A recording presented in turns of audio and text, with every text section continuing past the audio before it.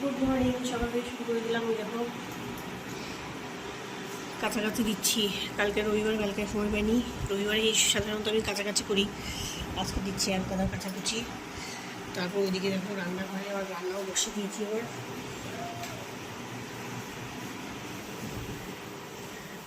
গাঁটি কচু করবো, গাঁটি কচু সেদ্ধ করছি। আবার এখানে কাটাকুটি এখনো বাকি আছে। মাছের সবজিটা কাটতে হবে, ছেলে খাবে।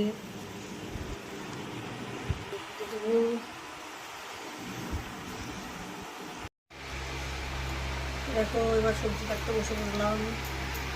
ওদিকে ওদিকে কাচাকুচি হচ্ছে, আর এদিকে সবজি কাটা হচ্ছে, আর ওদিকে কড়াইটাও বসিয়ে দিয়েছি আমি।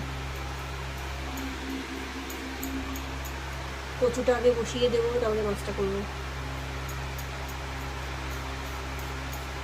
এরকম মাছের বেগুন। আর কচুতে বেশি করে লঙ্কা দেবো আর রসুন দেবো।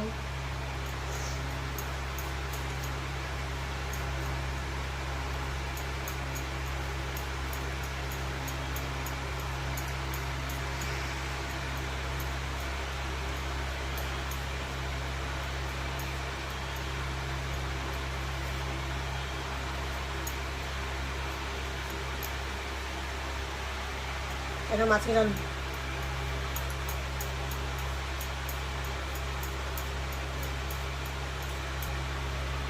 ইলিশ মাছ রান্না করবো, ছেলে খাবে না, ছেলের জন্য আবার ওই আলু সিদ্ধ দেবো, আলু হাতে দেবো ওর জন্য।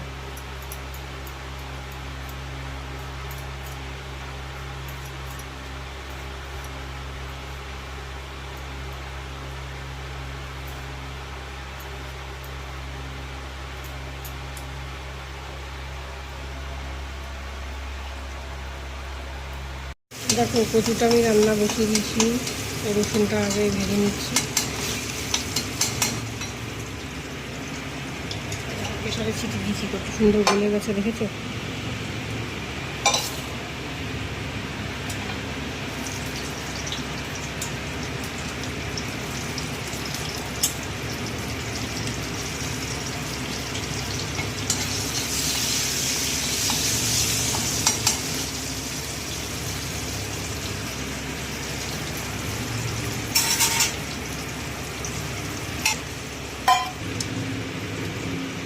দারুণ গলেছে কচুটা, ভালো। এর আগের দিন এনেছিল ওই কচুটা, একদম ভালো ছিল। মাত্র 2টো সিটি দিয়েছি, তাতেই একদম। প্রেশারে ছিটি দিয়ে নিলে কী হয়, রান্নাটা খুব তাড়াতাড়ি হয়ে যায়, ওই জন্য আমি প্রেশারে ছিটি দিয়ে নিই।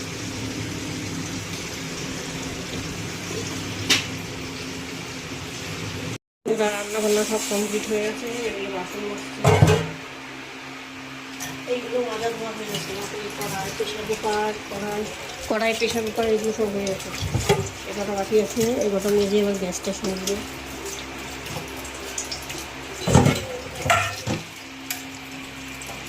বন্ধুরা আমার কাজকর্ম সব কমপ্লিট, গ্যাস মোছাও আজকে হয়ে গেছে, বাসন মাজা সমস্ত কিছু কমপ্লিট। তাহলে আজকের ব্লগটা আমি এখানেই শেষ করছি। সবাই ভালো থেকো, সুস্থ থেকো, টাটা সবাইকে।